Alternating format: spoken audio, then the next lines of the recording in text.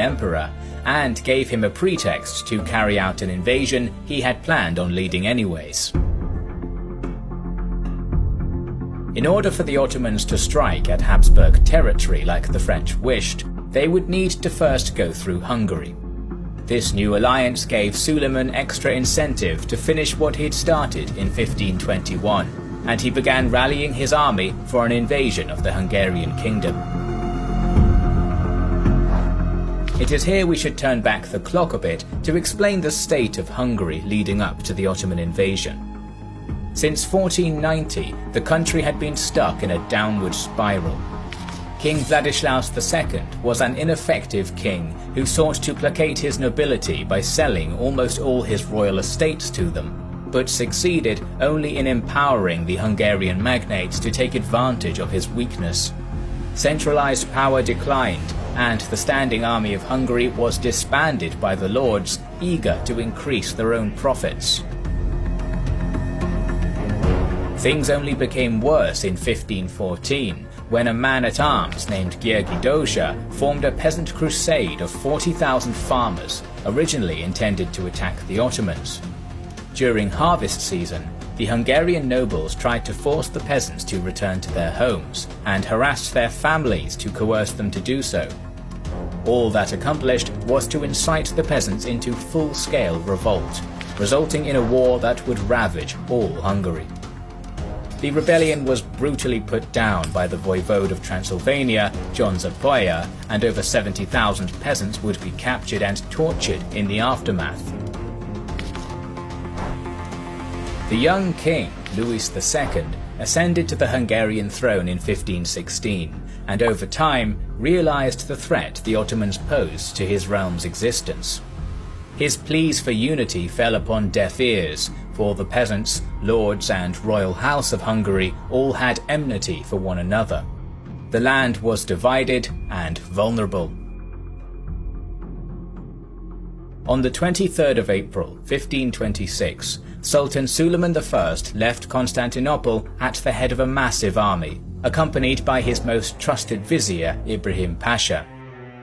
Varying sources put the total numbers of this force between 50,000 to 100,000.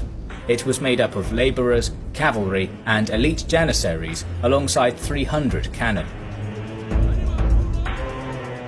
The Ottomans embarked upon an 80-day march up the Balkans, during which torrential rains flooded the Danube River, making maintenance of supply lines difficult. Nevertheless, through the iron discipline of the vizier Ibrahim, the Ottomans reached Belgrade.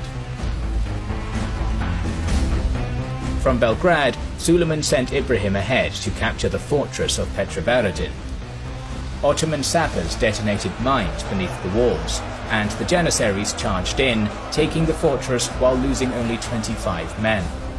The bulk of the Ottoman army joined the strike force and moved on. Suleiman knew that the best place for the Hungarians to make a stand was the mouth of the river Drava below the town of Osijek, and so he diverted his army towards it. The town of Eok fell on August 8th with little resistance. When Suleiman and his army arrived where the Drava met the Danube, he expected to come face to face with a huge Hungarian host, but instead was surprised to find that no enemy was there. King Louis II had mustered an army of around 25,000 men in the town of Dolna. It was made up of Hungarians, Croatians and Bohemians, with a core of men-at-arms and armoured knights.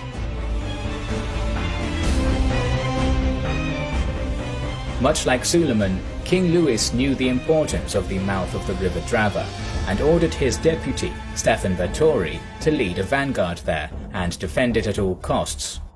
However, the nobles refused to submit to Báthory's command, declaring they would only follow the king himself. The vanguard plan was abandoned, and the Hungarian king instead led his quarrelling army to a field just outside a little riverside hamlet known as Mohács, where they awaited their enemy.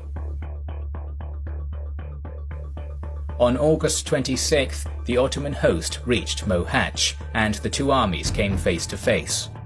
The Hungarians had set up a camp between the river Borza and Mohács proper. They stood in two lines, the first line being made up of 10,000 infantrymen divided into two wings, supplemented by divisions of mounted knights. King Louis himself led the second line, surrounded by 1,000 of his personal armoured cavalry and the troops of his noblemen. Meanwhile, the Ottomans had managed to advance themselves into a position well protected by woods and ridges and set up an encampment there. Suleiman ordered his troops into a tiered defence made up of three lines. The first two lines were made up of 30,000 Rumelian and Anatolian cavalry, supplemented by 4,000 Janissaries and 150 cannons. They were led by Ibrahim Pasha. The third line was led by Sultan Suleiman himself, and was made up of 15,000 Janissaries and Sipahis. They guarded the bulk of the Ottoman artillery, which was protected by a circle of wagons. Lightly armed Akinji horsemen occupied the left flank close to the Hungarian line, and a rearguard of heavy cavalry and footmen remained back in the encampment in reserve. On August 29th, fighting began. The Hungarians were the first to strike, and commenced their assault at 3 in the afternoon, knowing the Muslims in Suleiman's army would be occupied with their afternoon prayer. A crescendo of Hungarian artillery fired across the battlefield. The right wing of the Hungarian first line charged the Ottomans. The Rumelian cavalry were not prepared for the assault, and the heavily armoured Hungarian footmen broke through the first two lines of the Ottoman defence and fought their way towards the Ottoman third line. Inspired by this initial success, the second line of Hungarian mounted knights charged into battle, joining the fierce melee at the fringes and encircling the Rumelian cavalry from the outside, pushing them back towards their camp. Meanwhile, the Hungarian left wing stabbed at the centre of the disordered Ottoman first line. The Hungarians fought bravely, breaking through to the Sultan's position, who was now in danger of being cut down. However, this success was unsustainable. As the Hungarians came within range of the Ottoman wagon fortress, a volley of guns and artillery inflicted heavy damage upon the first line. Soon after, the Janissaries formed ranks around their Sultan and charged the Hungarian knights, overwhelming them with superior numbers and martial discipline. The tide had begun to turn. After 2 hours of fighting, the Ottoman reserves back at camp had finally rallied onto the battlefield and joined the Ottoman lines. Meanwhile, the Rumelian cavalry began to regroup. With Vizier Ibrahim at the head, the Ottomans launched a fierce counterattack, pushing the knights in the second line back towards their camp. From here, the Ottoman army advanced on both flanks to finish off the remaining foes. The Rumelian cavalry encircled the knights from behind, while the Janissaries and reserves overwhelmed what remained of the footmen. The Hungarians were utterly swarmed by overwhelming Ottoman numbers, surrounded in separate little pockets, and massacred. The battle had ended in a great victory for Suleiman and a complete disaster for the Hungarians. When the battle seemed lost, King Louis had attempted to flee. In the chaos, his horse had thrown him into the flooded Chele brook, and his heavy armour had dragged him to a watery grave. The battle at Mohacs was an abject disaster for the Hungarian kingdom, whose government was now effectively annihilated. While sources vary, it is generally accepted that anywhere from 14,000 to 20,000 Hungarian soldiers were slaughtered in the initial battle, with thousands being taken prisoner and beheaded the next day.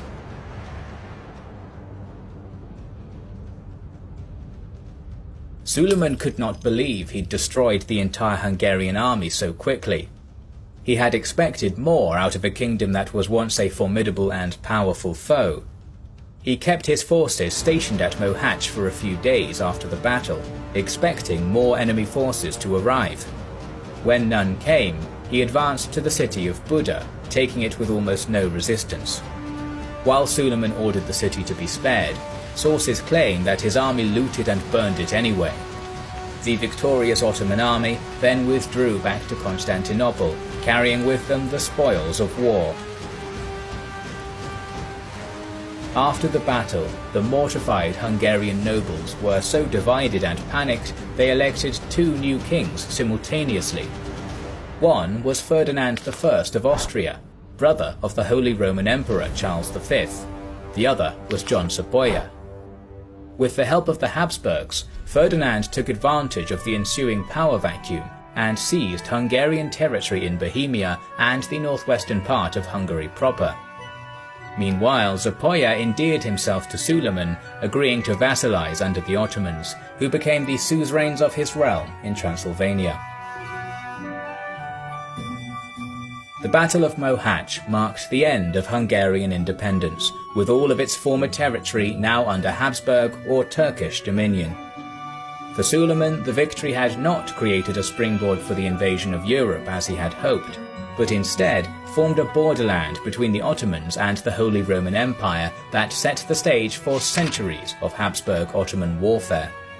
But perhaps the most significant legacy of this defining engagement is the effect it had on the national consciousness of the Hungarian people, who to this day, when faced with bad fortune, utter the words, "More was lost at Mohacs."